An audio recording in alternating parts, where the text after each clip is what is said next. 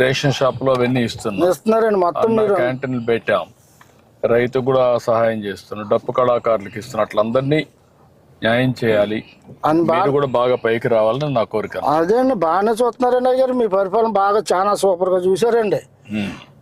పోయిన గతంలో మొత్తం అందరిని నాశనం చేసేసారండి.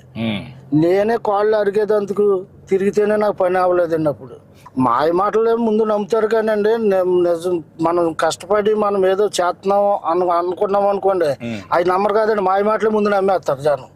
మాయ మాటల్లోనే గాలిలో పడతారండి. దాన్ని ఎట్లా మనం వాళ్ళ పైకి వాళ్ళ జీవితం కోసం ఇప్పుడు ఉదాహరణ తెలుసుకుంటున్నారండి.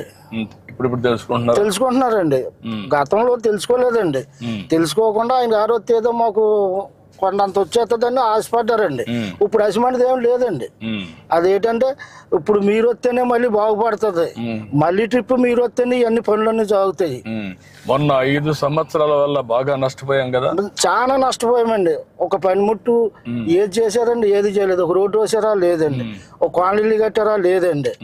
ఎంతసేపు అక్కడ స్థలాలు ఉన్నాయి ఇక్కడ స్థలాలు ఉన్నాయని బోకర్లు బాగుపడ్డారు తప్పండి, అసలైంది ఏమీ లేదండి. మీకు నిజమైన లబ్ధిదారులకు పేదవాళ్ళకి దక్కలా ఏం దక్కలేదండి. పేదవాళ్ళకి అసలు ఏమీ దక్కలేదండి. అంతా బయట వాళ్ళకి బోకర్లకి వెళ్ళకండి.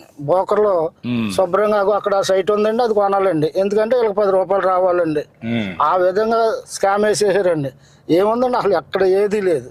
ఇప్పుడు నేను పెట్టింది ప్రతి నెల మొదటి తారీఖున పేదల సేవలో అందరూ రావాలి, అందరినీ కలవాలి, అర్థం చేసుకోవాలి, మీకు సహాయం చేయాలని పెట్టాను.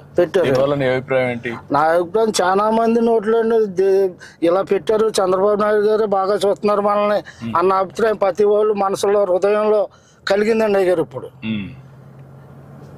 వైఎస్ఆర్కి వేసినా కానీ ఏమీ లేదు మనకని ఇప్పుడు జ్ఞానోదయం తెలుసుకున్నారండి వాళ్ళు ప్రజలండి. అవును, ఇంకొక ఎక్కడికో 100కో కోటికో ఎవరో 10 మంది అలాగ ఉన్నా గానీ మొత్తం 90 మంది కూడా మనకే మన పార్టీకే ఇప్పుడు పగ్గం కట్టారండి.